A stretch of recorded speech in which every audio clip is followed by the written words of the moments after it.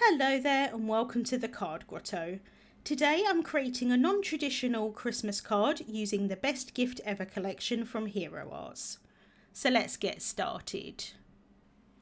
My main focus is the gorgeous gift wrap layering stencils.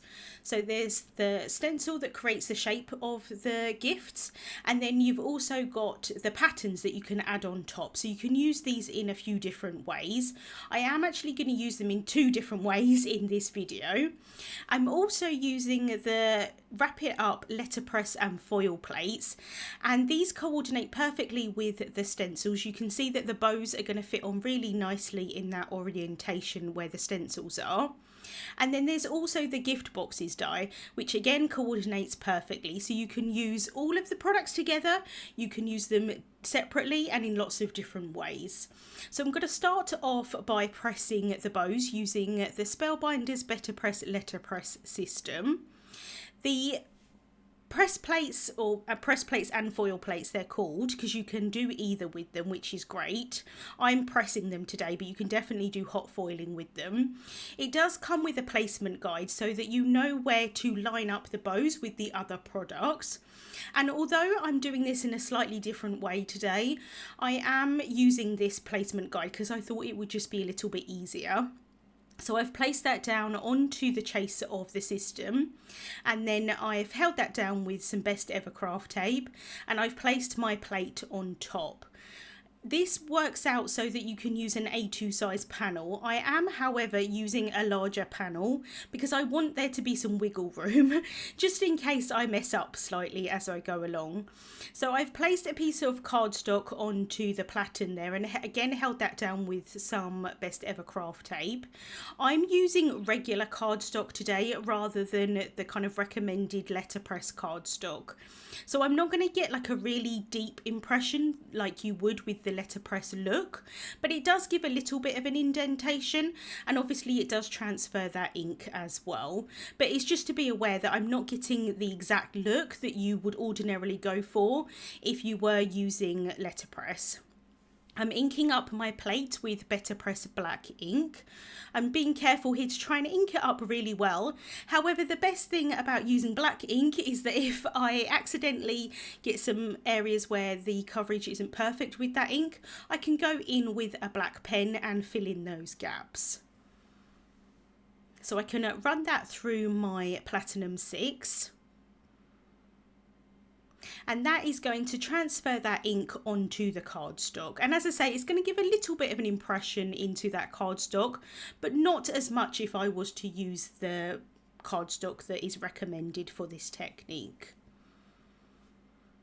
I'm then going to press a sentiment. The sentiment is from the Here for the Presents Letterpress Foil and Cut set. So there is a coordinating die set that comes with this set as well. So I'm just going to press this onto regular cardstock. This is Deluxe smooth white cardstock, and it's about, I'm not sure of the thickness, about £100 to £110, but it is a smooth cardstock. So again, I'm inking up this stamp really well. I have personally never found that I have been able to repress. I do hold my chase down, you can see with some Best Ever craft tape. That is so that it just kind of holds it in place. But sometimes when you ink up the plate, you may move that plate slightly. And for me, I've just never found that I've been able to get it in the exact same spot. So I tend to go with black ink most of the time so that I can fill in the gaps if I need to. But I did get a pretty good impression the first time on both of these. So I'm now bringing back those stencils and I'm using the base layer first, and I'm lining it up with the bows here. As I say, it's easier for me, I think, to line up the stencils with the bows rather than me add all of the stenciling and then try and line up those bows on top. However, I will say that some of this black ink did bleed a little bit, or smudge I should say, as I'm adding the ink blending on top. I should have left it longer to dry and then it would have been fine, but I obviously was a little bit impatient. So I'm now going in with a medium blending brush and I'm adding ultra pink core ink over these presents. I am trying to focus a little bit of a darker colour towards the outside edges of these presents and then leave them a little bit lighter in the centre, just so that they kind of look a little bit dimensional. I will say that my ink pad is a little bit on the dry side, so this is taking me a little bit longer to add this ink blending than it ordinarily would if I had a juicier ink pad. I did kind of mark off there the ones that I'm planning to use. I'm just using 3 of these on my card today, but since I already pressed all of the bows, I may as well make extra presents and I can use them on other projects.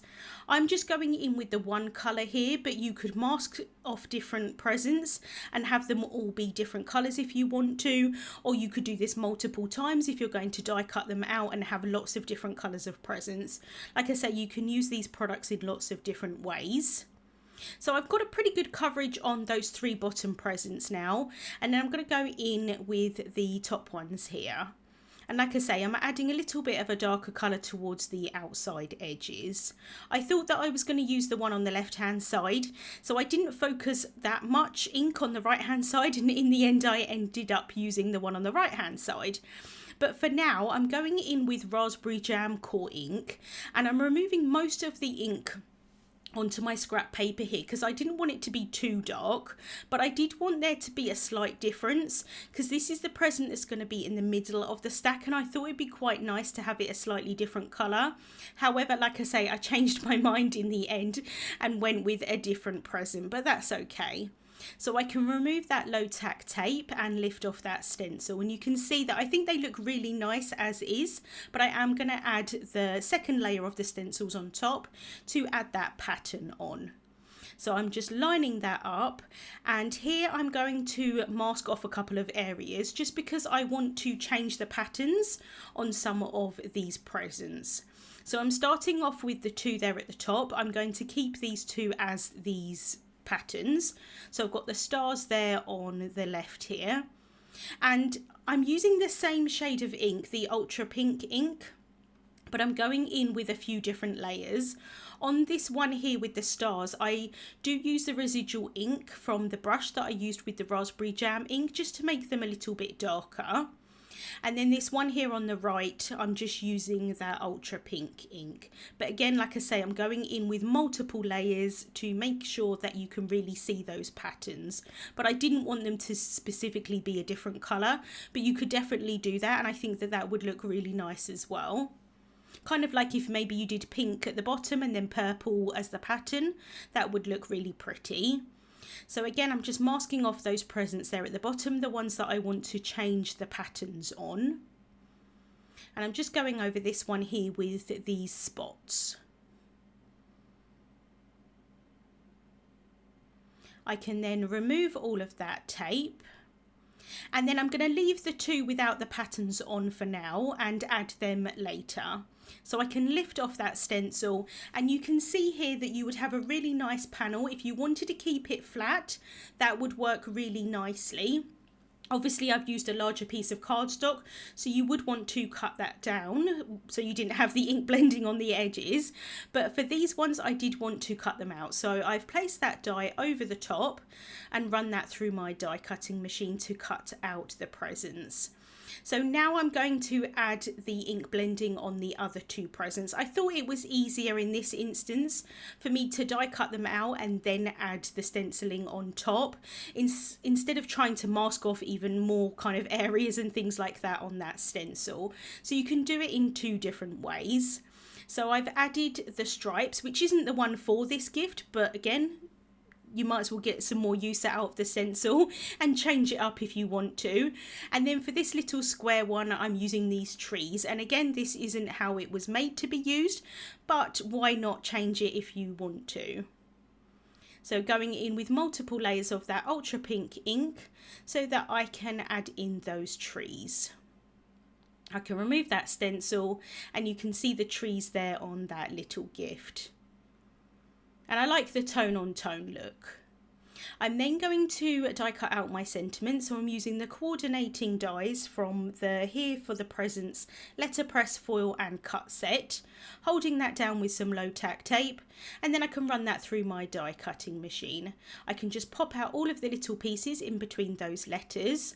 And then I have die cut the die another 2 times from white cardstock, and I'm going to layer them one on top of each other to give me dimension. I can definitely add this with foam tape if I wanted to, but I am going to overlap this with the presents, and I still wanted there to be some dimension on the side that I'm overlapping it with the presents. You'll see a little bit later what I mean. So I did want to lay this up with the cardstock rather than having to add too much foam tape onto the back of this. So just layering those on one on top of each other, and I like using the liquid glue because I've got time to wiggle them in place and try and line them up as best as possible. Whilst I was doing my die cutting, I also die cut this foliage piece from the Holly Berries Stamp and Cut set, and then also some snowflakes from the Snowflake patterned cover plate. So there's lots of different sizes in here. I went for the smaller size. I'm going to keep the snowflakes the white of the cardstock, but I am going to add some ink blending onto these foliage pieces. So I'm starting off with Kiwi core ink, and I'm using a medium blending brush. And I'm just going to go over these foliage pieces. I could have cut them from some coloured cardstock and then maybe added some ink blending on top, but I wanted to make sure that since the presents are ink blended on white cardstock, I wanted these to be ink blended on white cardstock as well, so that everything looks cohesive. I'm then going to go in with Green Hills core ink, and I'm just going to add that to some of these pieces here just to give it a little bit of extra dimension and a little bit more interest with the 2 different colours of green. And I am going to cut these pieces down, so I don't necessarily need all of these pieces, but I wanted to make sure that I had enough in case I needed them. So now I've got all of my elements ready to go, I can start assembling my card. So I have an A2 size card base here that's cut, or made I should say, from Pitch Black Premium cardstock. I thought that the black card base would work really nicely for this design. It's definitely non-traditional, but I thought that the colours would pop really nicely against it.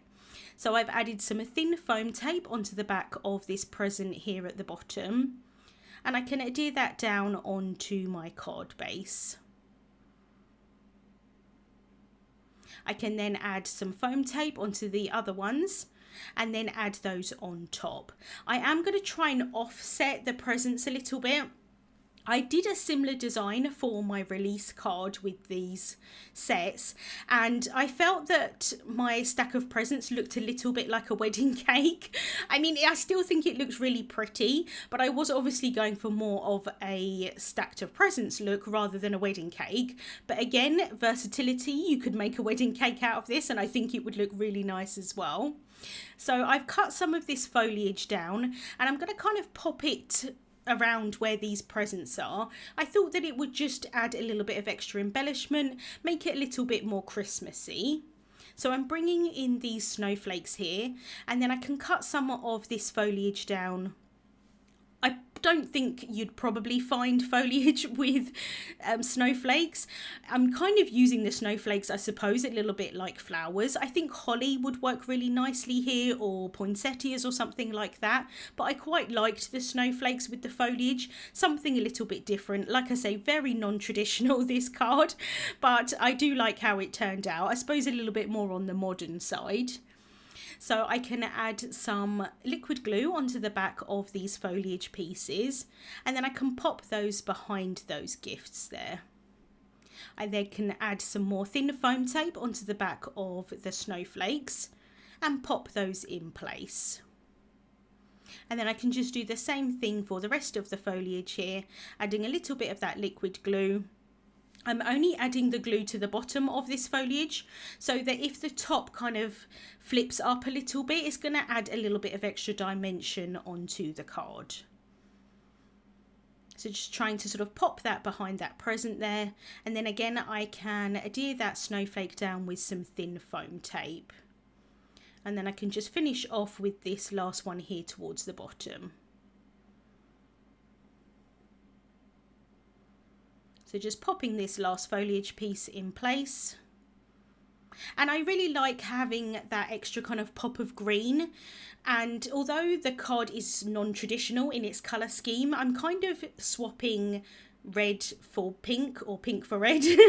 And so it's kind of still sort of traditional in that it would be red and green, but I'm using pink and green instead. So I've added some thin foam tape onto the back of the sentiment on the right hand side where it's going to overlap onto the card base, and then I just used liquid glue on the left hand side where it's overlapping those presents. I can then bring in my T-square ruler, make sure that that's straight before I press that down. And then to finish off, I'm going to add some pink Colour Essentials gems. I thought that I would add them into the centres of these snowflakes, and I decided I didn't really like that. So I thought maybe I might add 2 or 3, and then again I didn't really like that. So I'm just going to add the 1 into the snowflakes, but for the 2 larger ones I'm just going to offset them slightly. And then I can scatter a few of these gems around the presents as well.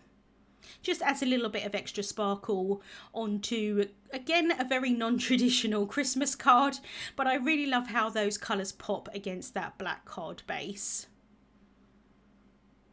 So just adding a few here and there around these presents. And I really love just having that little bit of extra colour as well, using the pink gems rather than silver or something like that. So I can just finish off with this last one here towards the bottom underneath that sentiment. And that's the card finished for today. Like I say, very non-traditional in its design and colour scheme, but I really love how it turned out, and I love having those patterns on the presents. Links to the products that I used will be listed in the description bar on YouTube and also over on my blog. Thank you so much for watching, and I'll see you soon.